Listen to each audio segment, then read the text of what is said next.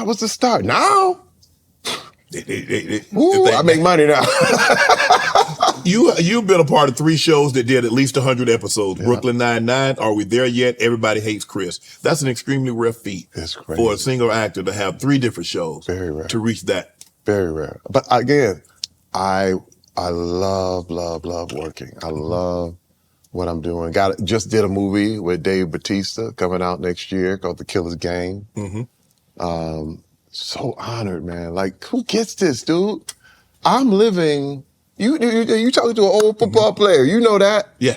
When I look at the players I play with, and they just like, man, you killing it, man. You like, and I got to take it. But again, when I look at the fact that tomorrow's not promised, right, Shannon. I don't know if I'll be here tomorrow. So I'm going, and I'm going to take it. But every one of those roles makes me better. I learned on the fly. I didn't go to school. Right. So I learned by doing 100 episodes a show. Right. You know, it's funny. I'm on the road. I learned by acting. So Tichina Arnold, she'd be sitting there and I was like, man, these lines, they're hard to learn. These lines, I'm trying to learn these lines. She said, Terry, sing them. I said, what are you talking about? She said, sing your lines. And you sing it. You know how you sing. You memorize songs, right? Yes. She said, when you talk it, sing it. And you remember it. See, that's a seasoned actress telling me the keys to the game, and I'm ready to receive it. Dude, I said, it changed my life. Right. And Tichina is one of the most brilliant been acting since she was a kid. And she had all this knowledge, but I'm open to it because I'm like, how do I do this? And I have no problem asking for help. Right. No problem. I mean, the reason I was with all these Sandler movies, Adam Sandler called me. But the thing is, when I did Longest Yard, which was my revenge on the NFL, right? Me and Michael Irvin, the whole movie, I was like, this is the one everybody gonna remember. Like, good God, like, who gets that? Right. You know what I mean? And I remember Chris Rock was like, hey man, he's on the movie, Longest Yard. He said, dude, you killing, I got something for you. I said, what is it? He said, don't worry about it, I got something for you. I go home, the script for Everybody Hates Chris is literally on my doorstep. I open that up, he's like, I want you to play my dad. Because he saw me and my wife and my 2 kids out there in Santa Fe, New Mexico, when we was filming Longest Yard. He was watching. And that's the thing you gotta remember, everybody is watching. Everybody is watching. And so then I played Chris's dad, and Everybody Hates Chris for 4 years straight.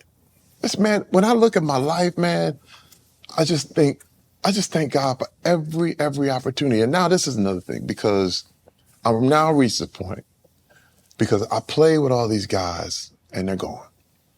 Now I'm losing actors. Man, Andre Bauer passed away last week.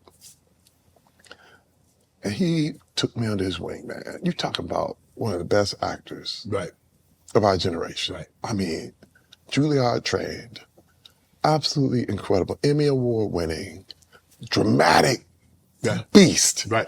Brooklyn Nine-Nine. Correct? Brooklyn Nine-Nine, who was able to come and flip it to a comedy like that. And I was like, man, what is the secret? And this is another thing, he was like a super all-pro who could have looked down on all of us, but decided he was just gonna pull us all up with him. 61 years old. He was like my big brother. Right. I look at guys that are dying. When I look at Michael Clark Duncan's gone. Tiny Lister, gone. Lance Reddick, gone. And I'm like, Chadwick Boseman, gone. We did a movie Draft Day together. Okay?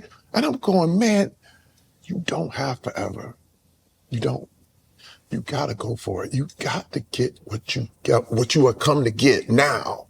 And you can't waste time. You can't treat it like, well, I'll whatever. Do it tomorrow. Because I've seen it in the NFL. And everybody thought, and this is the thing, everybody had determined certain people that already won. Like, I won life, he won. You know, people say, hey, won the internet, whatever. It ain't never over it. It's never how you start. It's how you finish. Right. And let me tell you, when I'm done, and I'll be honest with you, man, I'm just getting started. I truly, truly feel I have the same energy that I had when I first started. I'm really thankful to be sitting here with you right now. But I admire you for it, but just your transition. You know what I mean? And the energy that you bring. Your passion is palpable.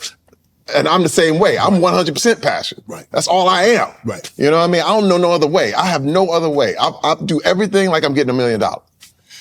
When you sat down for the audition to read with Katt, did you know Katt prior to that? Nope, not at all. And you guys became pretty cool after We that. became amazing friends.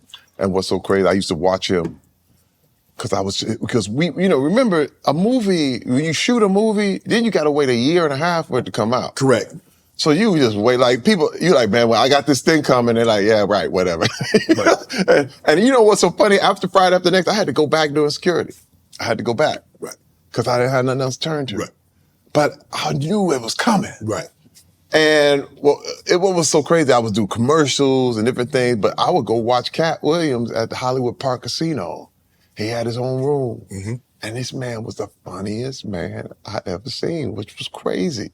And then I'll never forget when he started selling out the Universal Amphitheater and watching them blow up. This is another thing too, to watch people all, it's funny because I see kids that's been on set and now they're superstars now.